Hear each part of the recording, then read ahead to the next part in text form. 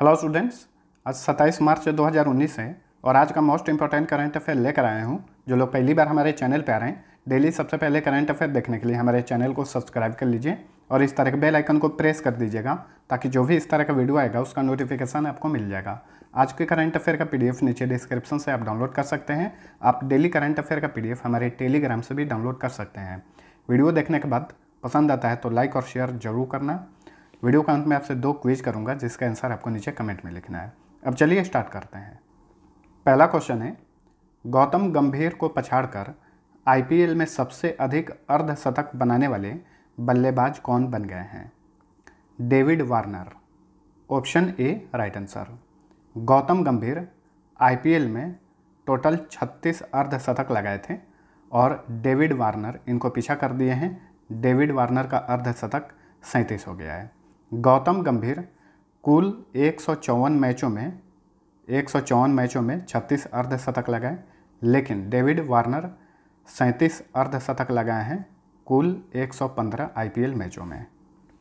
David Warner Australia के खिलाड़ी हैं जो कि IPL में हैदराबाद की तरफ से खेलते हैं। अगला क्वेश्चन है, हाल ही में किस दिन पूरे विश्व में अंतर्राष्ट्रीय नस्लीय भेदभाव उन्मूलन दिवस मनाया गया? तो 21 मार्च को मनाया गया था। Option D right answer. ठीक है, 2019 का विषय क्या है लिख दिया हूँ, आप देख सकते हैं। Mitigating and countering rising nationalist populism and extreme supremacist ideologies. अगला क्वेश्चन है, 1980 में राजस्थान के उदयपुर में शिल्प ग्राम की स्थापना करने वाले कलाकार का क्या नाम है जिनका हाल ही में निधन हो गया? हाकू शाह इनका नाम है। Option C right answer. ठीक है, 85 वर्ष की आयु में इनका निधन हुआ है। हाकू शाह जनजातीय एवं लोक कला के विषयों पर आधारित अपनी चित्रकारी के लिए बहुत ही मशहूर थे। ठीक है, अगला क्वेश्चन है, संघाई सहयोग संगठन के देशों का आतंकवाद विरोधी संयुक्त अभ्यास किस नाम से आयोजित किया जाएगा जिसमें भारत और पाकिस्तान भी भाग लेंगे? तो क्या नाम है इस संयुक्त सैन्य अभ्यास का? शहरी आर्का एंटी टेरर इसका नाम है। ध्यान में रखिएगा, महत्वपूर्ण क्वेश्चन है। 2019 में ही इसी वर्ष इसका आयोजन किया जाएगा। अभी डेट फिक्स नहीं हुआ है कि किस माह में किया जाएगा, लेकिन 2019 में यह अभ्यास किया जाएगा। कहाँ पर किया जाएगा? इस अभ्यास का आयोजन किया जाएगा कजाकिस्तान में। कहाँ पर? कजाकिस्तान में। इस अभ्यास की घोषणा हाल ही में उज्बेकिस्तान की राजधानी ताशकंद में आयोजित रीजनल एंटी टेररिस्ट स्ट्रक्चर की 34वीं बैठक में की गई, इसकी घोषणा, और इसका आयोजन कजाकिस्तान में किया जाएगा। अब हम संघाई सहयोग संगठन के बारे में जान लेते हैं। इंग्लिश में संघाई कोऑपरेशन ऑर्गेनाइजेशन बोलते हैं। इसका मुख्यालय चीन की राजधानी बीजिंग में है। इसकी स्थापना 15 जून 2001 में की गई थी। देखिए, संघाई 5 ग्रुप्स के नाम से इसकी स्थापना 1996 में की गई थी, लेकिन संघाई सहयोग संगठन के नाम से इसकी स्थापना 15 जून 2001 में की गई। सदस्य देशों की संख्या 8 है। चीन, कजाकिस्तान, किर्गिस्तान, पाकिस्तान, रूस, ताजिकिस्तान, उज्बेकिस्तान तथा भारत, ये सभी SCO के सदस्य देश हैं। SCO के वर्तमान में महासचिव हैं व्लादिमीर नोरोव।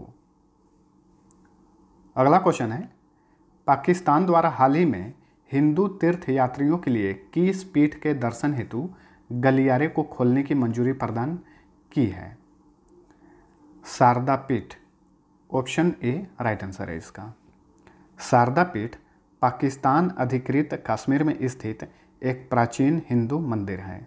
ठीक है, अब ये भारत के हिंदू तीर्थ यात्रियों के लिए खोल दिया है पाकिस्तान की सरकार ने। पाकिस्तान ने भारत के साथ संबंध सुधारने की कोशिश में यह कदम उठाया है।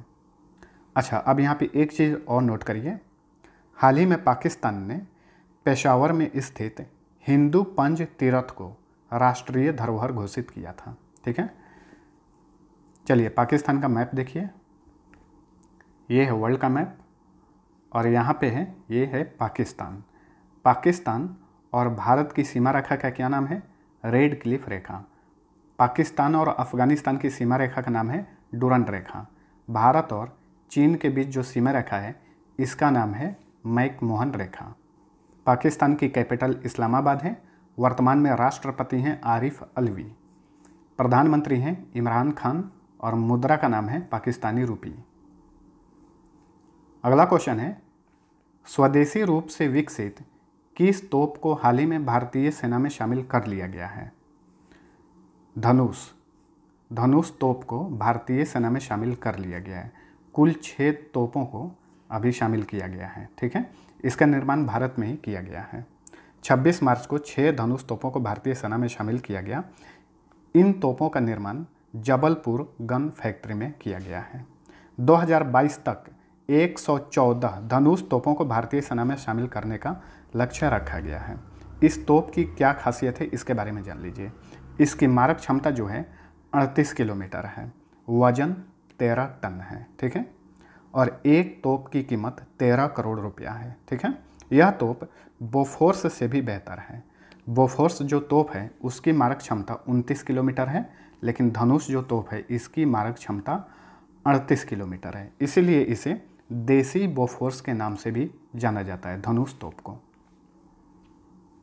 अगला क्वेश्चन है, सुप्रीम कोर्ट ने किस राज्य में पहाड़ियों, टीलों और ऐसे सार्वजनिक स्थलों पर राजनीतिक नारों, नेताओं की तस्वीरों और विज्ञापनों पर बैन लगा दिया है जिससे पर्यावरण का स्वरूप बिगड़ता हो? तो तमिलनाडु। ठीक है, तमिलनाडु में बैन लगा दिया है सुप्रीम कोर्ट ने। Option C right answer. अब हम यहाँ पे सुप्रीम कोर्ट और तमिलनाडु के बारे में जानेंगे। सुप्रीम कोर्ट की स्थापना कब की गई थी? 28 जनवरी 1950 को इसकी स्थापना की गई थी। वर्तमान में सुप्रीम कोर्ट के मुख्य न्यायाधीश हैं रंजन गोगोई। ये 46वें मुख्य न्यायाधीश हैं। इनसे पहले 45वें मुख्य न्यायाधीश थे दीपक मिश्रा। चलिए अब तमिलनाडु के बारे में जान लीजिए। तमिलनाडु भारत का दक्षिणी राज्य है और ये है तमिलनाडु। इसकी सीमा 3 राज्यों से टच करती है, आंध्र प्रदेश, कर्नाटक और केरल। तमिलनाडु और श्रीलंका के बीच में ही यहाँ पे पाक स्टेट स्थित है और नीचे की साइड में गल्फ ऑफ मन्नार है। तमिलनाडु का गठन हुआ था 26 जनवरी 1950 को। क्षेत्रफल की दृष्टि से 11वें नंबर पे, जनसंख्या की दृष्टि से 7वें नंबर पे है। साक्षरता दर है 80.09%। लिंगानुपात है 996। कैपिटल है चेन्नई। मुख्यमंत्री हैं E.K. पलानीस्वामी। गवर्नर है बनवारी लाल पुरोहित। लोकसभा सीट 39, राज्यसभा सीट 18, विधानसभा सीट 234, जिलों की संख्या 33 है। हाल ही में कुल्लाकुरिची 33वां जिला बना है। देखिए पहले 32 जिले थे, लेकिन हाल ही में कुल्लाकुरिची जो है यह 33वां जिला बना है। तो ये भी ध्यान में रखिएगा, तमिलनाडु का यह 33वां जिला बना है, इसलिए मैंने इसे ऐड कर दिया इसमें। मुख्य न्यायाधीश हैं विजय कमलेश ताहिल रमानी। लोक नृत्य हैं भरतनाट्यम तथा कड़गट्टम।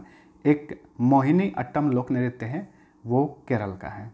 नेशनल पार्क है gulf of Mannar marine national park, Indira Gandhi national park, इसे अनामलाई नेशनल पार्क के नाम से भी जाना जाता है। मुडुमलाई नेशनल पार्क सभी के सभी तमिलनाडु में है। ग्रैंड एनिकट डैम तथा मेट्टूर डैम ये कावेरी नदी पर, भवानी सागर डैम भवानी नदी पर है। अगला क्वेश्चन है, भारत विश्व आर्थिक मंच की वैश्विक ऊर्जा संक्रमण सूचकांक 2019 यानी ग्लोबल एनर्जी ट्रांजिशन इंडेक्स में किस स्थान पर है? तो भारत इसमें 76वें स्थान पर है। Option D right answer. 2018 में भारत 78वें स्थान पर था। ठीक है, अब 2 रैंक अच्छा हुआ है और भारत 2019 के सूचकांक में 76वें स्थान पर आ गया है। कितने देशों की सूची में? कुल 115 देशों की सूची में भारत 76वें स्थान पर है। इसी लिस्ट में पहले स्थान पे कौन है? तो पहले स्थान पे है स्वीडन, दूसरे नंबर पे है स्विट्जरलैंड और तीसरे नंबर पे है नॉर्वे। 115 देशों की सूची में 115वें स्थान पे कौन है? यानी अंतिम स्थान पे एक देश का नाम है हैती। ठीक है, वही अंतिम स्थान पर है। अब यहाँ पे WEF के बारे में जान लेते हैं। वर्ल्ड इकोनॉमिक फोरम इंग्लिश में बोलते हैं। इसकी स्थापना 1971 में की गई थी। हेडक्वार्टर कोलोंगी जेनेवा में है, जेनेवा। ठीक है, स्विट्जरलैंड में है ये। वर्तमान में इसके चेयरमैन हैं क्लॉस श्वाब। इसके संस्थापक भी क्लॉस श्वाब ही हैं।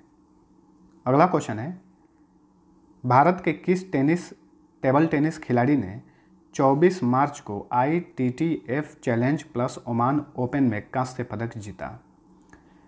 जी साथियान ने, ये भारत के टेबल टेनिस खिलाड़ी हैं, इन्होंने ब्रॉन्ज मेडल जीता है इस खेल में। अब यहाँ पे ITTF के बारे में जान लीजिए। फुल फॉर्म होता है इंटरनेशनल टेबल टेनिस फेडरेशन। इसकी स्थापना 1926 में की गई थी। हेडक्वार्टर ल्यूसाने, जो कि स्विट्जरलैंड में है। वर्तमान में ITTF के अध्यक्ष हैं थॉमस विकाट। अभी हम लोग ओमान का बात किए हैं, ओमान के बारे में जान लीजिए। ओमान एक खाड़ी देश है जो कि सऊदी अरब के पास में स्थित है। इसकी कैपिटल है मस्कट और यहाँ के प्रधानमंत्री कौन है? काबूस बिन सैद अल सैद और मुद्रा का नाम है रियाल। अगला क्वेश्चन है, हाल ही में अमेरिका के स्कॉट वॉकर का 76 वर्ष की आयु में निधन हो गया। वे क्या थे? बहुत ही प्रसिद्ध संगीतकार थे, संगीतकार और गायक ये दोनों थे। स्कॉट वॉकर 1960 के दशक में बहुत ही ज़्यादा प्रसिद्ध थे और वर्तमान समय में 21वीं सदी में भी ये संगीत के क्षेत्र के लिए बहुत ही प्रसिद्ध थे। ठीक है, अमेरिका के थे ये।